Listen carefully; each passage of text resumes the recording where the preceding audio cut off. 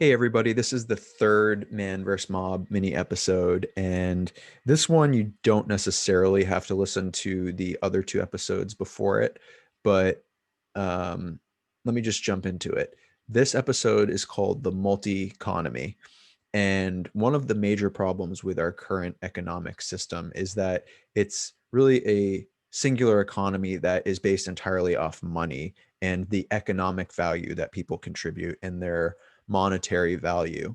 So that misses a whole range uh, of human achievement and human contribution that does not have high monetary value but has high societal value, because everybody effectively judges themselves based on dollar amounts, which is rather unfortunate. So for example, it misses out on, and this has been a complaint, a justifiable complaint for a while, is like the care professions, which tend to have more women in them. It completely isolates that from the economy, and you have a lot of women who feel underappreciated because you think about like nurses and teachers. You think about this isn't caring professions, but other professions like, I don't know, police officers or soldiers or journalists, anything. Like, you think about how these all contribute something hugely beneficial to society, and the people in those roles occupy systems that don't really treat them well or cater to their best instincts and undervalue them.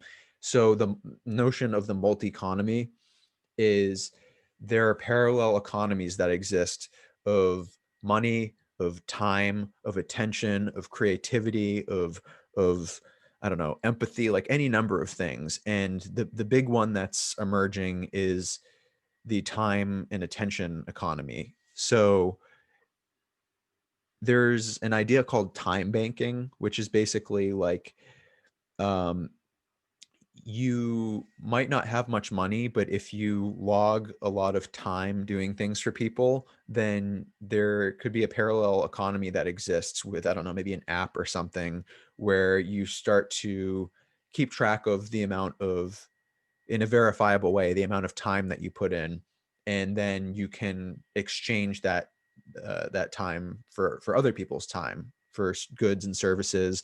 And potentially there might be a means of converting time to money and money to time. Like, these economies can kind of, their various currencies or tokens or whatever you want to call them, will be convertible to the different economies. And I think that this will be hugely enabled by blockchain.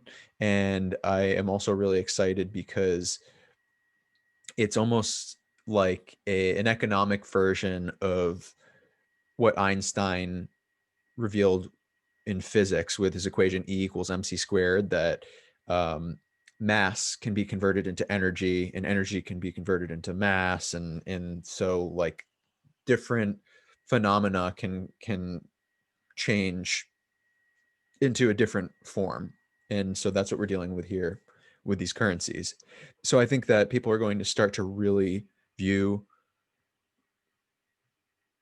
these other resources as currencies. And this is going to open a whole world of appreciation for things that weren't previously appreciated because there was one unit of value, one metric, I should say, for gauging it. And I really am very excited to break out of this paradigm that we're stuck in, where our metrics are terrible. I've mentioned this before too, is it's so essential that you choose a variety of metrics rather than this obsession with reduction to single metrics. So I think that we entirely need to look over what we've been doing with GDP as a measure of economic health.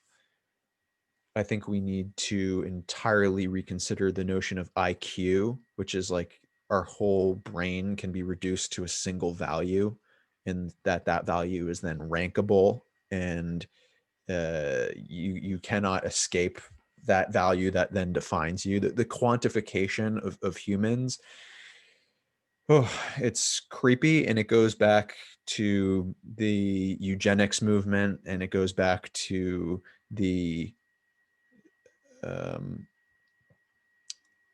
the perfection, the what do you want to call it? The efficiency movement of the early 20th century, where it was trying to make humans and the systems that they were in as efficient as possible by considering people just little tiny moving elements that don't really have their own sense of self or their own individual needs and desires and aspirations. So we need to get the hell away from that. We need to sprint away from that if we want to learn from the past and make the future a hell of a lot better for people and mitigate all of um, these sort of mental drains that people are dealing with right now, like depression and anxiety and the rates of suicide and things like that. We need to rediscover humanist tendencies and not reduce the world around us to overly simplified monetary values or um, quantifiable values. So that's really all I got there. It's an idea that's in its infancy, but I hope that it inspires you to come up with your own takes on it, and definitely send those ideas to me and your questions. Or once again, if you just think it doesn't make any sense, what I'm saying, tell me that too. That's it for tonight. Have a Merry Christmas, Happy New Year. I think it's the end of Hanukkah too, so enjoy the rest of Hanukkah and whatever else I'm missing. I don't know if Kwanzaa already happened. I think it might be the day after Christmas, but I don't really know what Kwanzaa is anyway. But enjoy all of those. Winter solstice, I think it already happened. You get the picture. Bye, everybody.